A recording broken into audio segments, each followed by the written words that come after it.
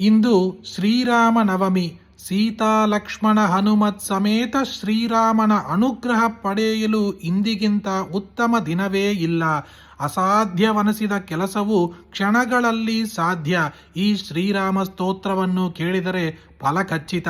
ಓಂ ಶ್ರೀರಾಮೋ ರಾಮಭದ್ರಶ್ಚ ರಾಮಚಂದ್ರಶ್ಚ ಶಾಶ್ವತಃ ರಾಜೀವಲೋಚನ ಶ್ರೀಮಾನ್ ರಾಜೇಂದ್ರೋ ರಘುಪುಂಗವಃ ಜಾನಕಿ ವಲ್ಲಭೋ ಜೈತ್ರೋ ಜಿತಾಮಿತ್ರೋ ಜನಾರ್ದನಃ ವಿಶ್ವಾಮಿತ್ರ ಪ್ರಿಯೋ ದಾಂತಃ ಶರಣಾಧ್ರಾಣ ತತ್ಪರಃ ವಾಲಿಪ್ರಮದನೋ ವಾಗ್ಮಿ ಸತ್ಯವಾಕ್ ಸತ್ಯವಿಕ್ರಮಃ ಸತ್ಯವ್ರತೋ ವ್ರತಧರಃ ಸದಾ ಹನುಮತಾಶ್ರಿತಃ ಕೌಸಲೇಯ ಕರಧ್ವಂಸಿ ವಿರಾಧವಧ ಪಂಡಿತಃ ವಿಭೀಷಣ ಪರಿಧ್ರಾತ ಹರಕೋದಂಡಕಂಡನಃ ಸಪ್ತದಾಲ ಪ್ರಭೇದಾಚ್ಚ ದಶಗ್ರೀವ ಶಿರೋಹರಃ ಜಾಮದಗ್ನ್ಯ ಮಹಾದರ್ಪ ದಳನಸ್ತಾಟಕಾಂತಕಃ ವೇದಾಂತಸಾರೋ ವೇದಾತ್ಮ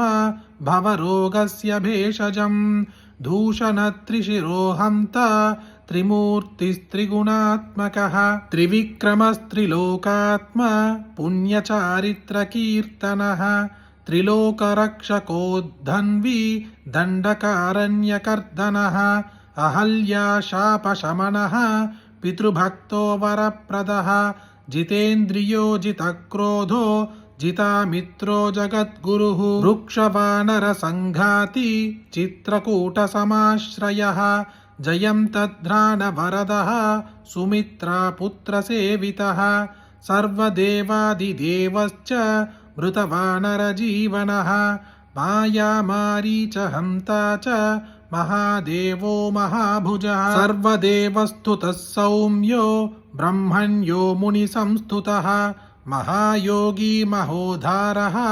ಸುಗ್ರೀವೇಪ್ಸಿಧರಾಧ್ಯತಃ ಸರ್ವಪುಣ್ಯಾಧಿಕಫಲಃ ಸ್ಮೃತ ಸರ್ವಾಗಣಾಶನಃ ಆದಿಪುರುಷಃ ಪರಮಪುರುಷೋ ಮಹಾಪುರುಷ ಏವ ಚ ಪುಣ್ಯೋದಯೋದಯಾಸಾರಃ ಪುರಾಣಪುರುಷೋತ್ತಮಃ ಸ್ಮಿತವಕ್ತ್ರೋ ಮಿತಭಾಷೀ ಪೂರ್ವಭಾಷೀ ಚ ರಾಘವಃ ಅನಂತಗುಣಗಂಭೀರೋ ಧೀರೋದಾತ್ತಗುಣೋತ್ತಮಃ ಮಾಯಾಮಾನುಷಚಾರಿತ್ರೋ ಮಹಾದೇವಾದಿಪೂಜಿತಃ ಸೇತುಕೃಜ್ಜಿತವಾರಾಶಿಃ ಸರ್ವತೀರ್ಥಮಯೋ ಹರಿಃ ಶ್ಯಾಮಾಂಗಃ ಸುಂದರಃ ಶೂರಃ ಪೀತವಾಸಾಧನುರ್ಧರಃ ಸರ್ವಯಜ್ಞಾಧಿಪೋ ಯಜ್ವಾ ಜರಾಮರಣವರ್ಜಿತಃ ವಿಭೀಷಣ ಪ್ರತಿಷ್ಠಾತ ಸರ್ವಾವಗುಣವರ್ಜಿತಃ ಪರಮಾತ್ಮಾ ಪರಂ ಬ್ರಹ್ಮ ಸಚ್ಚಿದಾನಂದ ವಿಗ್ರಹಃ ಪರಂಜ್ಯೋತಿಃ ಪರಂ ಧಾಮ ಪರಾಕಾಶಃ ಪರಾತ್ಪರಃ ಶ್ರೀರಾಮಾಷ್ಟೋತ್ತರಶತಂ ಭವತಾಪನಿವಾರಕಂ ಸಂಪತ್ಕರಂ ತ್ರಿಸಂಧ್ಯಾಸು ಪಠತಾಂ ಭಕ್ತಿಪೂರ್ವಕಂ ರಾಮಾಯ ರಾಮಭದ್ರಾಯ ರಾಮಚಂದ್ರಾಯ ವೇಧಸೆ ರಘುನಾಥಾಯ ನಾಥಾಯ ಸೀತಾಯಾಃ ಪತಯೇ ನಮಃ ಇತಿ ಶ್ರೀರಾಮಾಷ್ಟೋತ್ತರನಾಮಸ್ತೋತ್ರಂ ಸಂಪೂರ್ಣಂ. ತಕ್ಷಣ ಫಲ ಕೊಡುವ ಈ ಶ್ರೀರಾಮ ಸ್ತೋತ್ರವನ್ನು ನೀವೊಬ್ಬರೇ ಕೇಳಿದರೆ ಸಾಕ.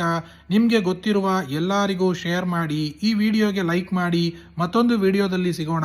ಜಯ ಜಯ ಶಂಕರ, ಹರ ಹರ ಶಂಕರ.